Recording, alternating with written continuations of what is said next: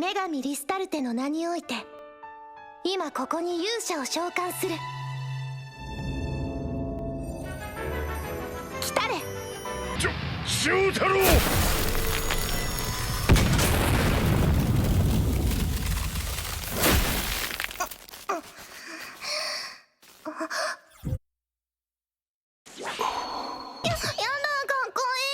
180cmを超える高身長、爽やかな黒髪の下には凛々しいマスク、体から発散されるオーラは統一深海の拝み並みに神々しい。はじめまして、私はリスタルテ、統一深海に住む女神です。訳あってあなたを地上からこの次元へと召喚しました。いいですか翔太郎。あなたこそ異世界ゲアブランデを魔王から救う勇者なのです。私に見とれているようね。まあ私は女神、はっきり言っていい女。完璧な女性の美しさに言葉を失う。やかましい、鬱陶しいぞ。神妙、それって私のこと。いけない、威厳、女神としての威厳を保つのよ。得体の知れないものではありません。私は女神、勇者であるあなたを召喚した天上の女神なのです。やれやれだぜ。Isekai, a genre that has become one of the frontrunners of popular anime genres in recent years, defined by its predictability and cookie-cutter story. I mean, just look at these two settings. What if I told you that these were from two entirely separate anime? You would probably believe me, since it's to be expected at this point when it comes to Isekai's copy-pasted settings. It's always some cathedral city with maybe an ominous castle off in the distance.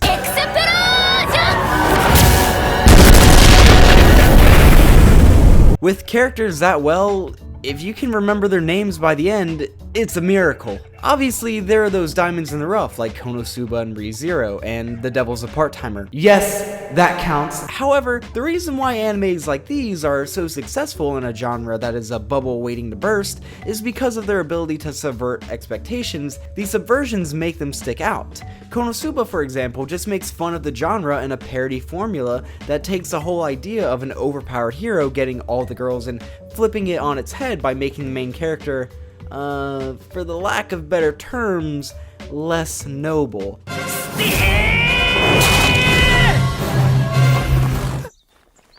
Oh!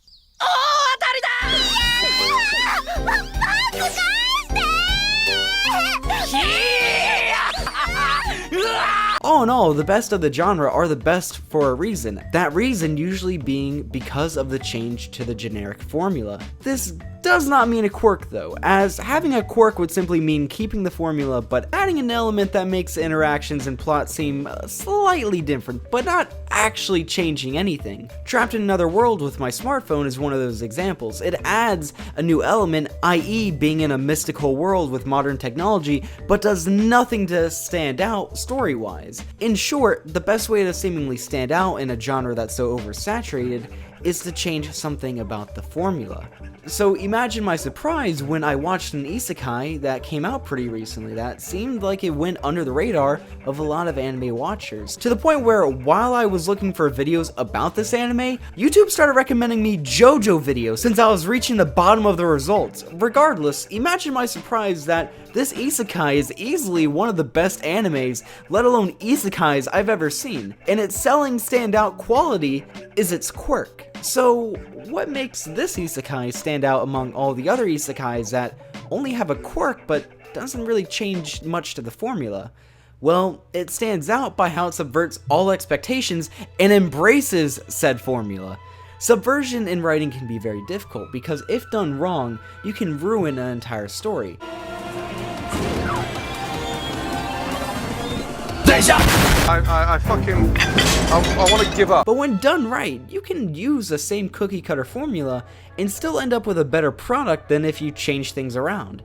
If you can't tell what it is already by the title, this anime is called Cautious Hero. The hero is overpowered but overly cautious. Cautious Hero tells a tale of summoning a hero from Japan to fight a demon king and save a different world. Alright, pretty standard so far. What's different? Oh, well, the hero is overcautious, which leads to funny moments between characters. That's it. That's the whole show right there. There's nothing different about the show. Absolutely no change on the surface. While other shows would have changed around this formula from the start, like Overlord, where the hero isn't saving the world but rather rules it from the beginning, Cautious Hero doesn't change anything about the formula itself, but rather how it goes about it. A big problem with isekais that people point out is their lackluster settings. This is true for Cautious Hero as well. The world he has to save feels so bland compared to other stories, but that's for a reason. It's because he spends more time in the heavenly realm where the gods are than he does in the world he's supposed to save. Another big issue people have with isekais is the quest itself to defeat the big bad, usually the Demon King.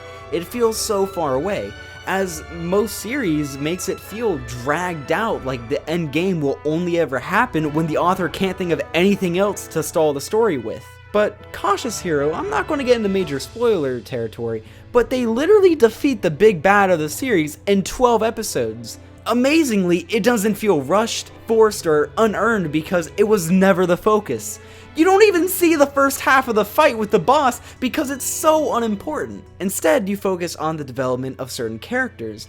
I'm not going to spoil what it is since it's truly something you need to experience for yourself, and when you do understand what happened, you'll realize why this development was way more important than the actual fight itself. Also, it's not thrown in there as, haha, bet you didn't expect this, because there are clues littered throughout the entire run hinting at this revelation. The story isn't just, let's defeat this bad guy, it goes deeper by having a different plot threaded throughout the story, only focusing on that plot in parts, then tying it all together at the very end. You can almost look at it like there's a plot for the human world that they have to save, as well as a plot for the heavenly realm. The story takes an interesting perspective and does something actually different from everything else out there. Instead of focusing on a hero saving a world in trouble, it focuses on the god side of things from the start. It gives the gods of the story their own society and rules. It explains that they've created thousands of worlds, and the ones that get corrupted by demons need to be saved by a hero they summoned from an entirely different world they made. It gives a fully fleshed out story about the gods, which is honestly sometimes the most interesting parts of these isekais. A reason why we don't see this type of world building from the gods' perspective is because it would be a distraction from the story. If they try to do this in Konosuba, it would be difficult since the main character Kazuma is too busy trying to survive in the new world he was summoned to. The reason why Cautious Hero can do this is because the main character isn't Seiya, the actual Cautious Hero, but Rista, the goddess in charge of Seiya. So we see the show from her perspective, which gives an element of suspense throughout the show that it wouldn't have otherwise. We know Seiya is overpowered and will come out on top, but we actually don't know how powerful he really is, as every time he has a training session, we don't actually see what goes on. We only see what Rista is doing in the meantime, which really stings because I would love to see what the hell happened during his training with Audenella. おいアデネラ、早く続きをやるぞ。今行くよ。Anyways, it's for this reason that exists a bit of suspense because of Rista's lack of knowledge regarding Seiya's powers and Seiya's overly cautious nature. Every time he gets hit, you'll think, oh shit, this must be a big threat, since if it wasn't, Seiya wouldn't have gotten hit. Is his power not enough to overpower this guy? The real bread and butter of the show are the characters. I use Konosuba a lot for examples since it's the closest to Cautious Hero, in the sense that it's a hero summoned to a different world with a goddess, so on and so forth. Cautious Hero beautifully balances elements from a standard isekai story and from a story like Konosuba. Konosuba is all about the character dynamics and how what they do causes them to get into trouble, with the end goal being to defeat a demon king. Cautious Hero's plot on the surface is primarily to defeat the demon lord and save the world, but deep down its plot is entirely character-based. The best parts of the series comes from the characters alone, whether it's the revelations they have about themselves and the people around them, or just the fun banter. It's not scared to have something that a lot of shows in this genre are scared to have: depth. Let me ask you something. What drives a character forward? Why do characters make certain decisions? What makes them the way they are? These things are almost never answered. SAO, for example, what drives Kirito forward to save everyone from the game? I mean, it seems like he's taking his time right here. Why did the main villain, whatever his name was, trap everybody? I don't know. What made Kirito good at everything he does? Well, cause he's a beater, he beta tested. It might be unfair for me to poke at SAO since I actually like it, and I haven't seen the new series, so maybe the story elements have gotten better. But nonetheless, these questions rarely ever get answered. Even in different genres, sometimes a story just gives a brief explanation, which more often than not feels like an excuse rather than an actual reason. However, in Cautious Hero, it's different. I can't really answer these questions without getting into really big spoilers, but they're answered. You understand certain things like why is he so cautious, why characters make certain decisions. The story isn't scared to go in depth and explain the actions of characters, whether they were acted out consciously or subconsciously. Even the banter has its meaning. Hell, Seiya couldn't even call Ululu anything other than his precious bag carrier, but you can feel the actual meaning behind it. It's so refreshing to have characters actually feel like characters. To actually have characters make decisions that feel like it's something they would do.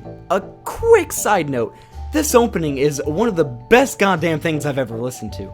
It's rare for me to add an opening to my playlist from anything other than a musical show like K-On! Or Love Live, but I cannot stress enough how good this shit is. From the kick-ass guitar to the badass vocals, I can't get enough of this song.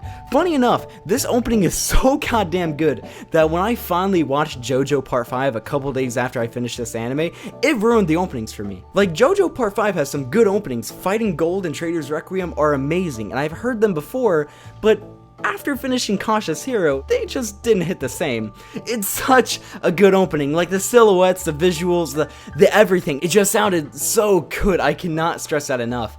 It does a good job of getting you hyped before every episode. So, with all that said, would I recommend watching this? Well, I think so far the 1,859 words I've typed about this show alone can answer that for you. It's a beautifully written show that brings out the best in a genre that most people think is on its last legs. Through its interesting worlds, its beautiful stories, and amazing characters, Cautious Hero, the hero's overpowered but overly cautious, is truly an overlooked show that everyone needs to watch. We're shouting, oh yeah, oh yeah, oh yeah! For the glory, oh yeah, oh yeah, oh yeah! So, 決勝とした光を今こそ解放する If you made it this far, thank you so much for watching. I really hope you enjoyed. This show was a lot of fun. It was really fun making this as well. Really hope you enjoyed. If you haven't seen the show already, please go watch it. It's definitely worth the watch. But yeah, no. Oh, before I forget, I have a Twitter.